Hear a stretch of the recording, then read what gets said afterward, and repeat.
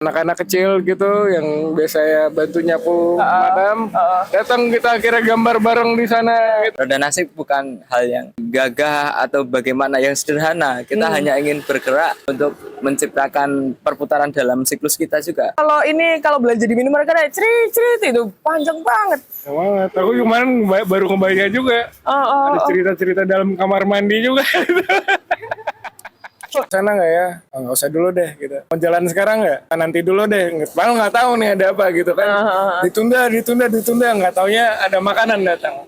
Itu ya hal-hal yang begitu tuh. Hal-hal yang begitu yang cukup magic trip ya. Ya kita kemarin ngolah-ngolah juga apa Oh, nemu juga akhirnya mantranya. Sakti Mandra Tawa. Waduh.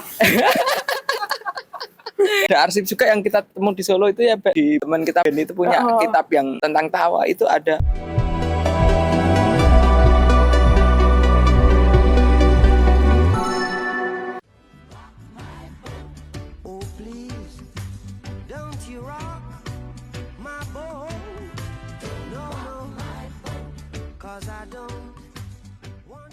Jika kalian tadi ngelihat video, nah itu cuplikan dari teman-teman Adilah dan Muas Giras, yaitu duo sinema Pecilat. Dan mereka ada di sini sekarang. Welcome to Surabaya, my friend. Terima kasih banyak. Welcome. Gimana akhirnya setelah perjalanan kalian yang dari Jombang ya? Dari mana? Sebelum Surabaya ya, Jombang. Sebelum Surabaya kan Jombang ya. Itu gimana perasaannya akhirnya sampai di Surabaya? Oh ya, di Surabaya kita, waduh, senang banget ya dengan antusiasnya, dengan respon teman-teman di Surabaya, teman-teman Wani khususnya ya. Wah, memberi energi lagi buat kita, memberi kepercayaan diri lagi buat kita, memberi semangat baru lagi buat kita. Itu dalam perjalanan ini teman-teman Surabaya yang ya sesuai dengan kotanya yang penuh gelora gitu ya kan. Emang benar-benar menggelora dan wani gitu ya. Jadi mereka ini guys adalah duo seniman penjelajah yang dari Jogja berangkat ke 9 kota, termasuk ada Surabaya, Banyuwangi, Bali, Jombang, Mojokerto, dan masih banyak lainnya. Dan mereka ini berkunjung nggak cuman berkunjung ke kawan-kawan yang kayak mungkin udah biasa kita lakuin atau sebagai seniman lakuin ya, tapi ke makam-makam seniman atau orang-orang yang memang sebenarnya di zaman dulu itu punya dampak untuk lingkungan dan kesenian itu sendiri, tapi jarang disorot. Nah ini luar biasa banget. Dan mereka selain berkunjung ke makam untuk mendoakan, untuk membersihkan, tapi juga sambil berkarya bersama. Sambil berkarya juga. Nah itu kayak gimana ceritanya ya? Ini monggo diceritain. Kenapa kok bisa kalian kecetus kepikiran ke makam seniman atau tokoh-tokoh yang memang underrated atau ini ya yang kurang banyak disorot, itu apa awal gilirannya? Sebenarnya untuk mereka sendiri udah cukup mendapatkan sorotan ya sebagai apresiasi di karya seninya. Siapa sih yang nggak tahu tokoh-tokoh itu gitu, kayak Ronggo Warsito, siapa yang nggak tahu ya, kayak Avandi, kayak Gesang, siapa yang nggak tahu gitu. Aku pikir banyak orang yang tahu karyanya, banyak orang yang mengapresiasinya ya kan. Ketika masih dari media-media itu banyak sekali penulisannya. Cuman di makamnya ini ya kan, yang di makamnya itu mungkin agak sedikit ya, walaupun pasti ada juga peziarah lain kayak di Gomblo, terus di Umbulandu, Panji Tisna, terus juga di Pak Danarto. Hal tersebut menurutku ya perlu diperhatikan untuk menyambung rasa ya kepada mereka, karena secara tidak langsung kami pikir kita juga bagian anak ideologi mereka, karena ketika kita belajar masih ilmu-ilmu mereka juga kita terapkan gitu ya Dil ya, mungkin ya. Gitu ya. Mungkin ada tambahan Mas Radil. Ya itu bagian dari ucap syukur dan terima kasih kita juga gitu ya dengan mereka atas kekaryaannya yang dulu yang pastinya terpengaruh sampai sekarang gitu tetap bisa kita nikmatin sampai sekarang gitu, itu kami pikir suatu yang eh, baik ya untuk kita coba kunjungi, kita sapa gitu, dan kita hibur mereka dengan karya kita yang kita lakukan di sana, dan kita coba lagi nyanyikan lagu-lagu mereka juga di sana. Kemarin asik yang kita ke makam Gombloh itu. Makam Gombloh kita ke sana, akhirnya kita nyanyiin lagu Gombloh, Lestari Alamku, dan Bapak di sana gitu, wah datang dan ikut nyanyi juga gitu. Wah, itu Ah, yang ya. dirindukan ketika ada mungkin pengenangan kembali ya. Benar. Mengenang kembali karyanya almarhum Gombloh Almarhum. di Surabaya itu ya. Didengarkan langsung di makamnya, simbolik banget kan, itu keren banget sih. Dan anak-anak kecil gitu yang biasanya bantu nyapu makam, datang kita akhirnya gambar bareng di sana gitu. Itu salah satu yang bikin aku tertarik ketika aku ngobrol sama mereka, guys. Jadi kayak ternyata antusiasme dan respon dari orang-orang yang sekiranya mungkin menurut kita kalau kita ke makam atau mungkin aku dan orang-orang yang biasanya kalau berkunjung ke makam itu kadang ya udah sekelebatan aja gitu, istilahnya nggak ada interaksi yang berarti gitu loh sama orang yang nyapu makam atau yang membersihkan atau yang jualan di dekat makam itu. Tapi teman-teman ini selain berziarah, selain juga mengenang kembali dengan berkarya, tapi juga berinteraksi dengan warga sekitar. Itu kayaknya emang jarang ya untuk kita sebagai anak muda khususnya, itu kayak menghidupkan kembali tradisi-tradisi yang ya udah kita merangkul semua, itu kayak jarang banget kalau di Surabaya. Kalau di Surabaya untuk kota besar ya.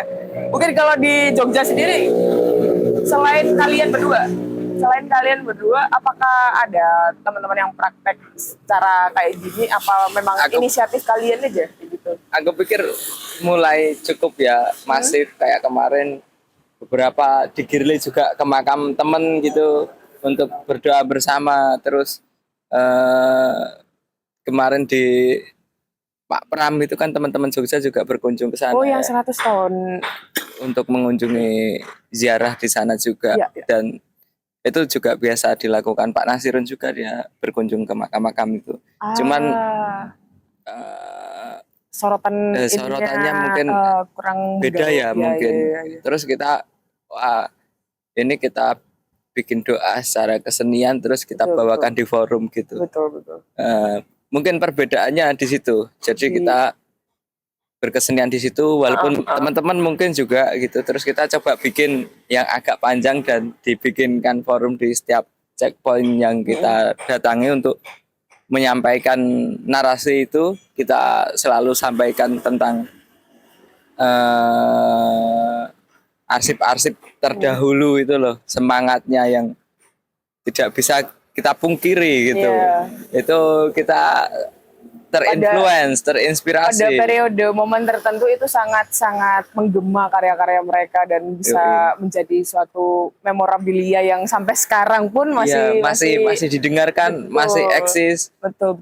Kan itu sesuatu yang gimana kita mau, apalagi kan mendoakan dengan cara kita gitu. Betul. Yo doanya caranya yo bernyanyi, ada yang menggambar, ada yang berdoa sebisanya, apa dengan istilah apapun itu.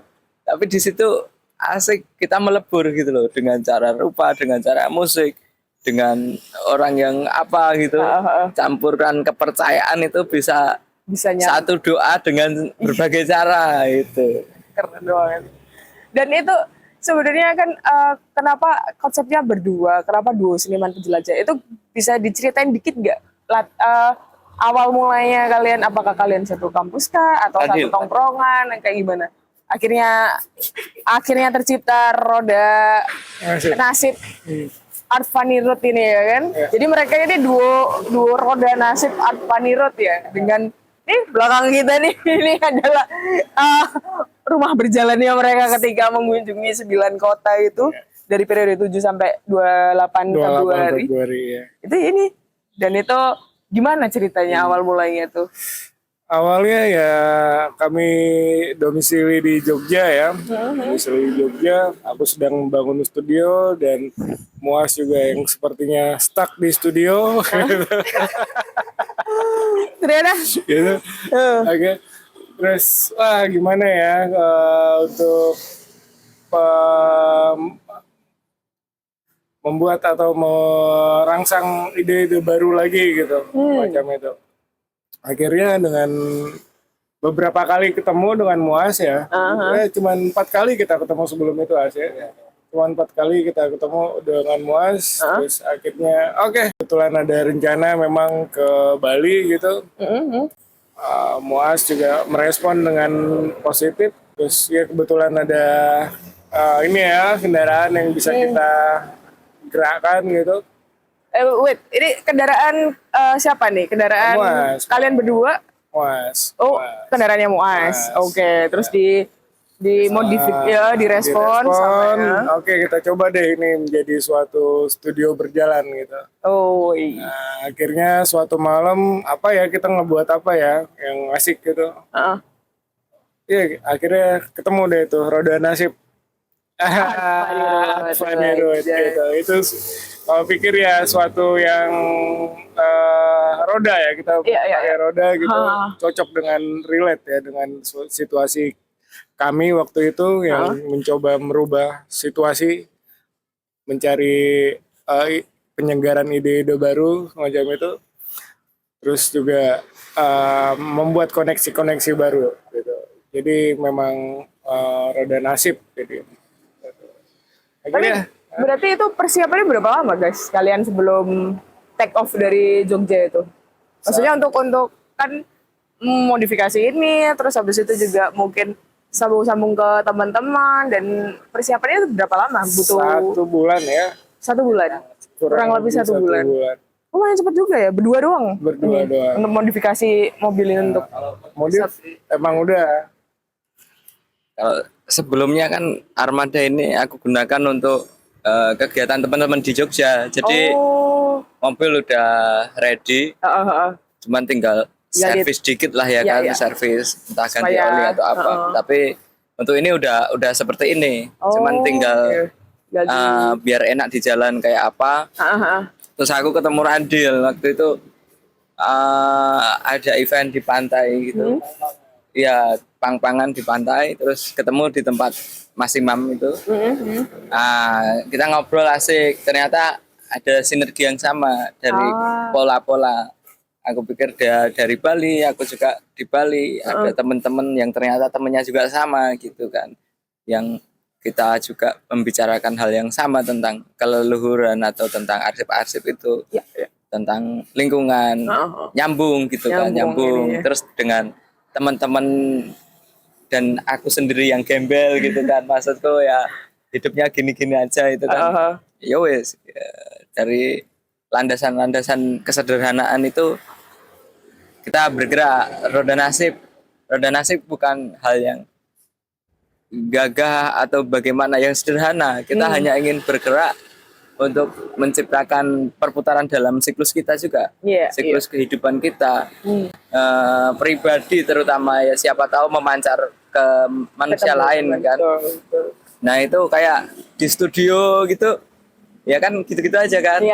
Pekerjaannya mungkin nanti bisa ikut join pameran di mana atau membuat pameran sendiri, cuman ya agak sedikit ini yo, wah gitu-gitu gitu loh, jenuh gitu ya, istilahnya kayak apa, polanya udah kayak gitu aja begitu, makanya harus ada respon baru yang kita pikirkan kan juga dengan berjalan ini bukan hanya ruang-ruang pamer yang kita selenggarakan gitu, cuman sebagai manusianya kita akrab gitu, menjadi akrab di Surabaya, di ini. Jadi sisi interaksi manusianya dapat, sisi interaksi manusianya dapat ketika di luar ruang. Kita ngerti numpang di sini ya kan. Tapi itu kenapa bisa ketemu 9 kota itu, ada pertimbangan khususkah, atau maksudnya kan dari Jogja ke Bali kan ada kayaknya lebih dari 9 kota ya. Tapi kenapa kalian memilih atau ada batasannya dalam faktor apa juga yang sekiranya bisa. Faktor sederhana ya, mungkin jalur checkpoint kita ke Bali kan. Oh, Terus kita jalur ininya. bikin rute yang paling enak untuk mobilku, nggak bisa naik-naik tinggi. Oh, oke Situ. oke. Demografisnya ya yang lebih ininya. Kita mikirin di situ, terus Oh. memang beberapa arsip yang kita lewati, seniman-senimannya sangat keren-keren gitu. Ya udah, kita pakai rute itu. Untuk keziarahan memang aku sendiri sudah ini ya, sudah melakukan itu sebelum-sebelumnya. Walaupun sederhana gitu sendiri sama teman berdua gitu kan. Itu semalam sebenarnya ini for your information ya guys ya. Semalam itu kita sempat ngobrol juga ya. Nggak semalam sih, tadi subuh. Tadi subuh itu kita sempat ngobrol sedikit sebelum ini. Jadi itu emang biasanya aku gunakan sebelum ngobrol buat konten itu. Sekiranya apa sih insight-nya atau yang kiranya apa nih yang jadi spesial gitu. Karena mungkin beberapa seniman sudah melakukannya, entah itu dengan apa exposure yang cukup atau dengan cuman motor atau ya udah antara transportasi umum dan segala macam. Tapi mereka ini mengemasnya itu jadi unik gitu loh. Jadi ada ekosistem berjalan juga ketika mereka juga bawa ada titipan dari teman-teman untuk dibantu jualkan dan mereka juga dapat komisi mungkin ya untuk diputer jadi apa? Roda nasib untuk bensin, untuk makannya mereka itu kayak wow, dikaris sekali dan dipikirin istilahnya kalian pikirin loh untuk sambung. Oh, ini kayaknya ada nih teman ini. Itu jadi kayak emang dari awal sebelum berangkat itu emang kalian udah sadar dulu untuk ayo ada apa nih yang sekiranya mungkin bisa dititipin. Itu satu hal yang mungkin ya hal detail tapi kayak kita kan paling ya udah ayo berangkat aja gitu. Nggak harus kontak si A si B gitu. Tapi kalian bener-bener prepare gitu loh. Sampai pre-eventnya juga kan, sampai mikirin juga ntar nyambungin ke siapa atau apa. Itu dipikirin juga nggak atau responsif aja? Aku pertama buat sama Radil, terus dibantu temenku dari Adventure, Mas Roni itu membantu ngeremote kita dari jarak jauh. Jadi dia kadang kita kirimkan data untuk dieditkan dia, jadikan poster, jadikan story gitu. Jadi ada monitor dari ininya ya, pusatnya ya. Juga ketika dia punya link di situ dia kasih tahu kita untuk direspon seperti apa. Tapi sebelumnya kita juga udah membuka link sendiri gitu kan. Aku sama Radil. Kowe ning kono ndek kanca sapa gitu. Wah, ini yang buka Surabaya Radil. Yang buka Jombang aku. Yang buka Solo aku gitu kan. Yang buka Klaten aku. Nah, yang Surabaya sama Bali dibuka Radil dan ada temanku juga ternyata di Bali yang sinergi sama Radil gitu. Jadi wah, biasanya kan berjalan itu hanya ini ya. Coba kita buat detail agar bisa ini cukup lah, bukan lebih, cuman cukup dalam melakukan eksplorasi di sana. Bukan lebih, cukup dicukupkan untuk belajar gitu. Nah, dulu kan aku manajemennya itu istilahnya ketata lah ya. Istilahnya nggak ngikutin arus saja kayak gitu ya tetap kan akhirnya. Pakai manajemen di tulis iki kebutuhan lain. Ini nih tukang ngelis nih. Aku yang agak ini kan aku belajar banyak juga sama aku. Semalam ngelihat dia gulungin ini catatannya panjang banget. Itu aku pikir ini ngalah-ngalahi bonbonan atau kayak apa list belanjaannya ibu-ibu panjang banget. Aku ini list apa? Ini karya apa gimana tuh? List itu ini karya Mas nih. Iya. Panjang banget guys. Itu udah kayak ini loh, kayak stroke gitu loh. Kayak stroke kalau belanja di minimarket kayak cerit itu panjang banget. Banget. Aku kemarin baru ngebaca juga. Ada cerita-cerita dalam kamar mandi juga. dan kayak kok bisa ya tapi emang gitu ya, selalu ada yang apa well prepare atau apa. Nah, tapi ngomong-ngomong tentang metodenya kenapa manajemennya bisa rapi itu, aku kan sekilas lihat portofolio kalian tuh udah pameran bersama udah banyak banget, terus sempat pameran tunggal juga kan kalian masing-masing itu kan udah sempat pameran tunggal. Itu kalian memang otodidakta atau dari kampus atau kayak gimana? Atau isi atau mana? Ya sempat juga di institusi seni gitu. Tapi pengalaman di jalan lebih banyak ya. Gitu. Lah, manajemennya itu ya kok bisa serami itu, maksudnya apakah Kalau itu emang udah apa ya, mungkin ya keseringan keluar juga gitu ya. Jadi emang ini malah unik guys, soalnya justru keseringan keluar malah manajemennya makin rapi ya gitu ya. pelan-pelan belajar mendetailkan sesuatu, kebutuhan apa-apa coba kita catat, termasuk waktu, timing ya.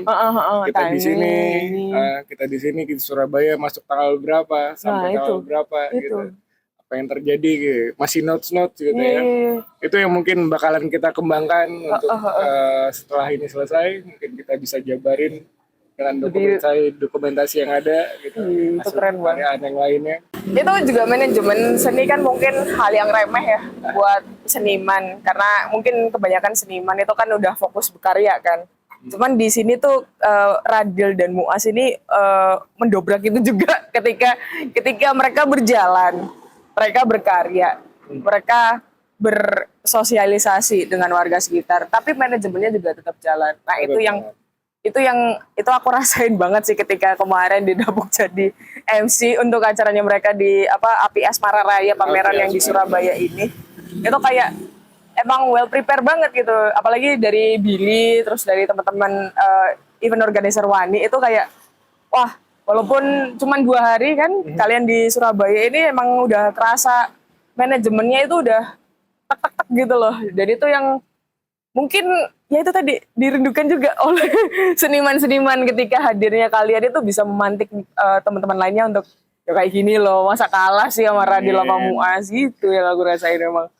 Jadi tapi sebenarnya tujuannya untuk ini tuh lebih ke menyalakan obor atau istilahnya kayak semangat yang kalian punya dan berinteraksi itu dan memantik itu juga ya. Satu mungkin koneksi aja ya, koneksi antara ini, karena kita pribadi juga kesadaran kita itu ya masih belajar, nggak tahu apa-apa, hanya roda kecil gitu kan yang mampir untuk bertukar energi, bertukar pikiran.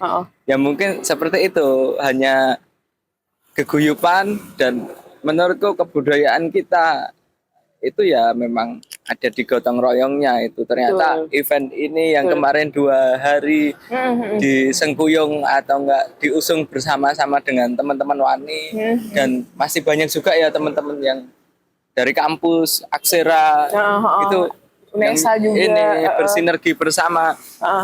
Nah ternyata kekuatan kita di situ sebagai bangsa Indonesia ini kan, kekuatan kita tuh di situ bisa guyup gotong royong dengan metodologis yang tanpa menyuruh paksaan gitu. Kerelaan. Mau istirahat tidur ya monggo, mau ini ya monggo gitu, mau berkarya mau apa ya kan direspon, tapi tenggang rasanya ya kita tidak merugikan yang lain juga. Nah koordinasi semacam itu yang sangat baik, dan aku pikir juga di tiap-tiap kota itu, bahkan di tiap-tiap desa itu punya sektor yang menarik, punya daya yang berbeda-beda itu loh, dan itu kuat semua, nggak ada yang lemah itu di sana, semuanya kuat kan. Kekuatannya ada sendiri walaupun perbedaan ya, mungkin di sana kuatnya di teater, di sini di sana di musik gitu. Nah hal-hal tersebut itu yang ingin coba kita jalin agar mereka juga bisa bertandang, berkunjung, ganti-gantian gitu siklusnya. Asik nanti. Kayak istilahnya anak zaman sekarang titip absen lah. Kan titip absen kayak ini udah si Radil sama Muas sudah absen di 9 kota nih, di tempat-tempat ini nih. Nah, kalian kapan? Nah, kan kayak gitu kan. Bisa itu untuk ini ya, membuat rute yang bisa kita arsipkan sehingga teman-teman bisa berkunjung. Oh di Surabaya di mana nih ada atlet tuh ya kan? Untuk kalian respon dengan cara apa gitu ya, dengan cara bersosialisasi dulu kan tentunya. Dan di kota-kota lain sama, aku pikir hal itu ternyata bisa dilakukan di semua tempat ya Dil ya, untuk berkesenian itu. bukan hanya di checkpoint di Jogja saja, di semua tempat iso, dan seni bisa hidup dimanapun. Iya. Iya, seni fleksibel Iya. ya. Kayak kemarin yang ini ada kesimpulan seni hidup ya, bukan seni untuk iya, bukan seni untuk hidup atau hidup untuk seni. Nah, itu Radil kan yang bilang ya seni hidup itu ya. Itu gimana tuh? Kayak dalam juga itu seni hidup gitu kan. Seni hidup ya, kayak apa ya, kita sebagai pelaku ya, pelaku atau seni ini emang kayak sebenarnya sudah hidup itu loh. Sudah hidup, tinggal menjalani hidup. Nah, itu tadi. Itu. Kita nggak mencari hidup ya. Kan banyak tuh istilahnya kayak apa sih seni itu aja itu kan apa sih seni itu, apakah kita yang hidup dari kesenian atau kita yang menghidupi seni? Wah, perdebatan yang nggak ada habisnya ya istilahnya. Ya udahlah dipersingkat aja, seni hidup udah gitu. Apa? Dengan tema-tema di jalan ya, kayak pertama kita solo aliran cinta gitu, akhirnya dapat ide itu. Kalau ditanya gitu kan, alirannya apa? Aliran cinta. Udah kayak lagunya mereka guys, ada ininya guys, ada piece-nya juga, ada cintanya love kecil kan, ada love ya kan. Itu emang penuh simple, sepele tapi penting gitu ya kan. Sederhana lah ya. Sederhana tapi berbobot itu loh yang sekiranya itu. Dan itu yang aku rasain juga sih, bertemu dengan mereka kurang lebih 3 hari ya kita ya ketemu sebelum pre-event waktu display, terus habis itu yang kemarin 2 hari acara itu bener-bener kayak ya sih aku nggak ngelihat suatu hal yang kayak misalnya kalian ada ideologi apa atau apa, nggak ada kayak gitu. Yang benar ya udah yuk ayo berproses bersama, ayo senang-senang bersama, ayo sama-sama gitu. kita sharing di sini kan. Betul. Apalagi dengan tulisannya ya, Ayos ya Mas Ayos, wah cukup keren itu. Betul. Baru negara kita juga. Iya. Dan itu kan sempat kayak apa? Mungkin di tahun dulu kan ada gerakan hippies ya kan, tahun apa? Stop making war, tapi ya making love kayak gitu kan. Itu kan sempat ada di tahun berapa itu? Kalau nggak salah 80 apa? 80-an apa berapa tuh? 60-70-an ya. 60-70-an setelah Flower Generation ya. betul, yang setelahnya Perang Dunia Kedua kan, iya kan? Vietnam itu. Iya, Perang Vietnam juga itu. Terus habis itu kan habis itu udah tuh, nggak ada lagi tuh. Misalnya udah ribet aja lah dengan gerakan ini. Dan sekarang di tahun 2025, di awal tahun 2025, mereka mulai kembali. Ini keren banget sih. Ini aku nggak ketebak sih ketika nanti bakalan direspon kayak gimana ya sama teman-teman dengan kalian sudah mempraktekannya gitu ya. Itu kayak wah bisa jadi sebuah periode baru nih, ada lagi nih yang apa hippies style gitu tapi versi cyberpunk mungkin ya, aku nggak tahu lagi. Kan juga kecanggihan sekarang kan ibaratnya kalau dulu kan mungkin kurang ya ininya ya secara artefaknya atau kayak detail-detail kecilnya dan prosesnya itu ya wis terlalu set gitu lah ibaratnya. Kita juga untuk trackingnya juga agak sulit juga, hanya dari interpretasi yang pelaku-pelaku yang mungkin udah kenal sama satu ini yang dulu hippies nih terus direspon lagi kayak gitu. Ternyata sekarang udah sedetil itu dokumentasi dari yang kalian gambar di ini, ada di IG-nya tuh di Roda Nasib Art Funny Road itu udah detail banget, tiap hari tuh ada recap dirinya tuh udah kayak IO berjalan juga. Dan itu dilakukan oleh 2 orang gitu, maksudnya mereka berdua itu. Gila. Sebelum ini syuting ini si Muas lagi ngedit, nunggu dia mandi lagi ngedit video. Gila, ini udah kayak keren ini. Maksudnya kayak emang kalian juga belajar hal-hal baru juga gitu loh. Maksudnya nggak idealis udah. Misalnya ini kan juga kalian dinamis gitu ya, aku ngelihatnya juga kan. Ya, ini juga kayak apa ya, kesadaran aja gitu ya. Kesadaran, oh dia butuhnya ini nih. Tapi milenial kan, milenial semua. Kita udah mulai segmen-segmen. Milenial semua kan kalian dia. Iya, Jen milenial ini. Wah. Kalau kamu tahun berapa ininya lahirnya? Aku 88. 88. Kalau Muas? Aku masih muda banget. Aku 97. Oh, 97 kau. Aku 97. Gen Z malah ini milenial Gen Z ini. Wih. Belum, aku masih milenial, maksudnya kan belum 2000 kan. Peralihan. Enggak no, 96 ke atas tuh Gen Z sudah. 97. Aku nggak tahu lah itu. Nggak, aku pikir hal-hal seperti itu bukanlah jadi penting ya. Betul, karena kadang di situ ada stigma-stigma apa. Nah, gitu. dengan Respon itu juga. ya respon-respon untuk anak muda sekarang direndahkan dengan hal itu atau orang tua zaman dulu gitu. Ya udah kita lebih ke apa pikiranmu, gagasanmu apa, kamu ingin bergerak seperti apa dengan usia yang berbeda-beda itu, Nah, itu. bukan jadi masalah ya kan. Iya, Yang iya, penting iya. berpikirnya seperti apa nih ya kan. Iya, dan nggak Yoi. cuma berpikir doang, dipraktekin juga. Ya, Iya, praktek berpikirnya. Kita juga sebenarnya dengan ini kan ya perjalanan kesederhanaan aja gitu. Iya, iya, iya. Dan perjalanan kesederhanaan yang pengen kita tawarkan dengan cinta dan perdamaian juga gitu. Ya. Sehingga ya kita bisa mengetuk pintu-pintu itu.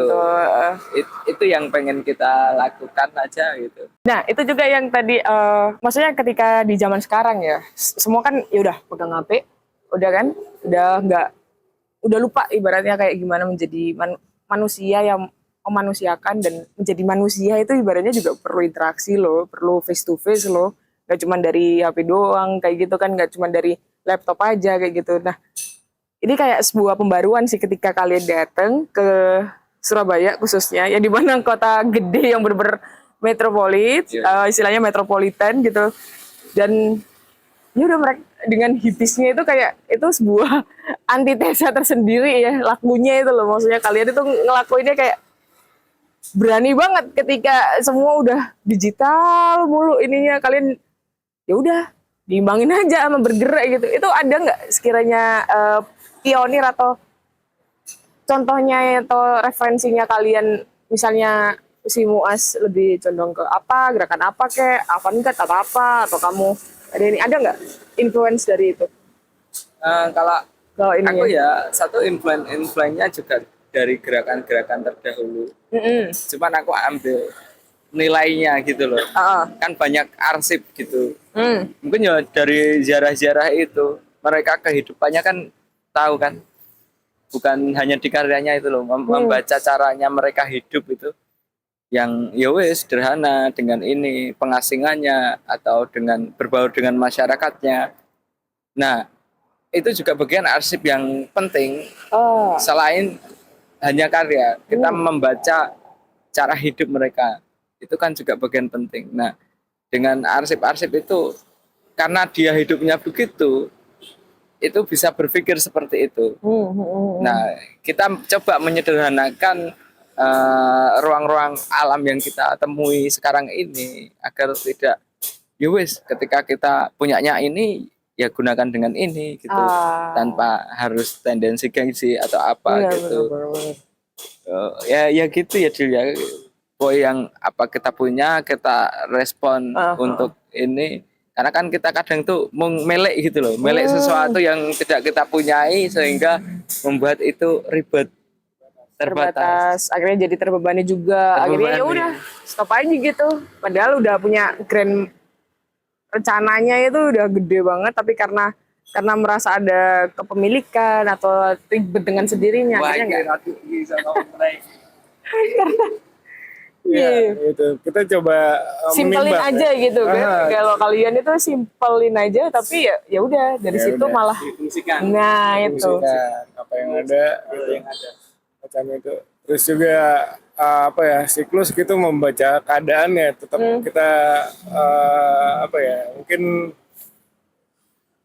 pakai apa, intuisi mungkin ya, peka terhadap sesuatu, feeling gitu ya, ngikutin kata hati juga gitu. Kata hati, bener. Wah, kesana nggak ya? Nggak usah dulu deh gitu. Mau jalan sekarang nggak? Nanti dulu deh. Malah nggak tahu nih ada apa gitu kan. Ditunda.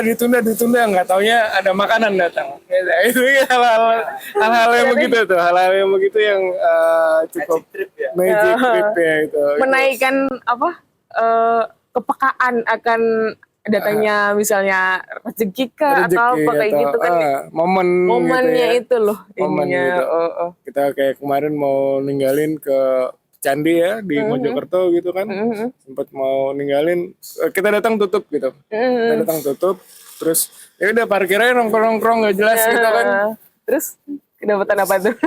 Ada momen tiba-tiba apa tuh? kita udah mau jalan gitu, sebentar udah nyalain mesin hampir ya, itu ada orang datang, masuk ke candi dengan arak-arak gitu. Oh, ada apa ya? Gitu. Menarik juga itu Iya, ya. iya. Makanan ya dia.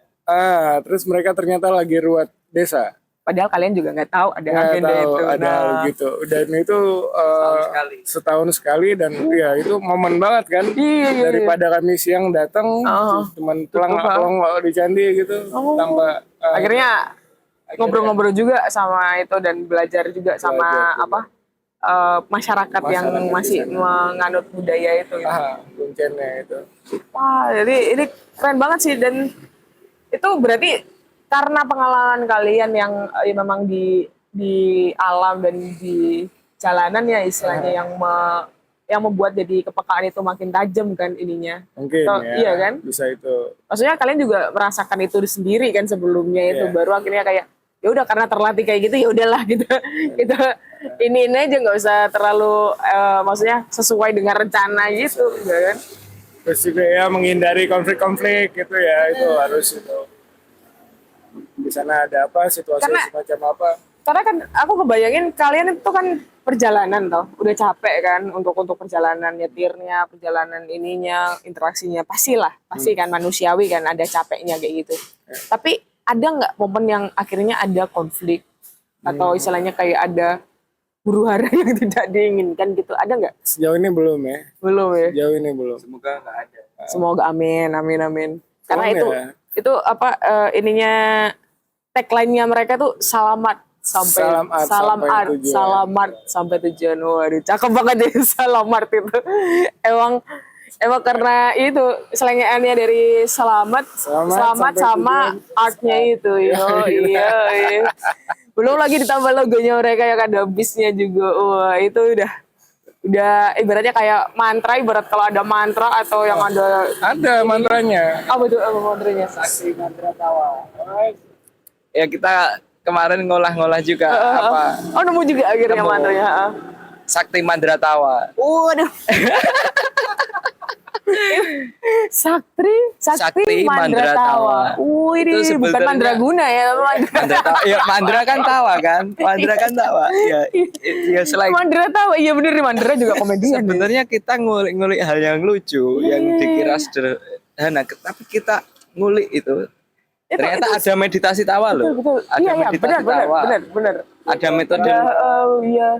ada arsip juga yang kita temu di Solo itu ya di teman kita Ben itu punya kitab yang tentang tawa itu ada dan itu menarik karena dengan tawa kita bisa ini bukan joke gitu loh. Iya, Ini tawa yang lepas dia nyalur ikut ketawa itu. Betul. Itu kan energi pelepasan yang merespon manusia lain untuk bahagia juga itu dengan nggak tahu alasan. Iya. Itu apa semacam energi apa yang menarik di situ, funnya itu kan, Funnya itu yang memang pembauran itu jadi aksi reaksi gitu, respon meresponnya itu. iya itu Betul. ya mungkin kayak wah ini bicara apa gitu kan. Iya, ini nggak joke kan. Tapi ini lauk, ini tawa. Ini bukan Ya udah simpel, boleh tawa itu. Emang ya, keren banget sih. Gitu. Dan mereka juga datang waktu aku ingat banget. Mereka datang itu kan hari Kamis malam ya. Kamis malam itu.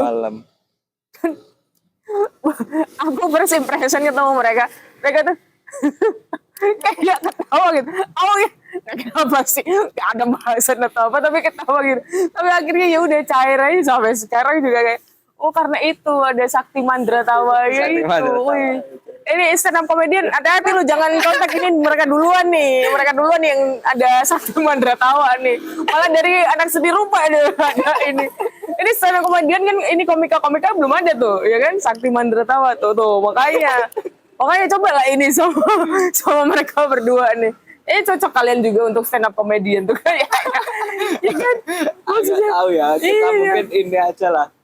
Ketawa dalam hidup, bukan ketawa dalam panggung. Betul, Kayaknya aku ini. di panggung sulit juga untuk membuat ketawaan gitu. Cuman untuk hidup itu Tapi udah, aku kebayang kalau kalian cuma bawain Sakti Mandra Tawa gitu langsung paling udah wait. Ya itu moto kita kayak gitu kayak anjir apa ini. Bener-bener udah kayak Apa lah ini? Tapi itu keren banget. Tapi emang goalnya kalian itu apa sih? Melakukan ini semua itu apa? Pesannya kan kalau yang di secara tulisan. Nah, ini balik lagi nih agak serius lagi nih. Itu kan dari yang aku baca itu emang kalian pengen menumbuhkan kembali ya untuk kesadaran akan ya udah untuk kita mengingat nggak cuman pahlawan-pahlawan nasional atau yang memang sudah nama-nama besar yang di bidang-bidang yang lebih lainnya, tapi juga nama-nama besar yang di Bidang kesenian. bidang kesenian itu gitu.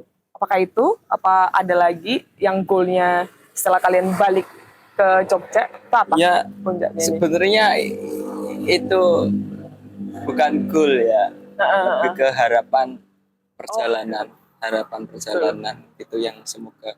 Nek goal itu seolah-olah kudu goal gitu kan. Engko nek Ambisius banget. jadi tendangan corner gitu, tendangan sudut kan. Iya. Ya jadi tendangan sudut nggak apa-apa kan. Terus jadi penalti itu ya cuman ada konsentrasi di situ untuk berbagi tentang arsip. Imajinasinya dia itu emang sekeceng itu guys. Aku bilang gol aja langsung jadi sepak bola ini.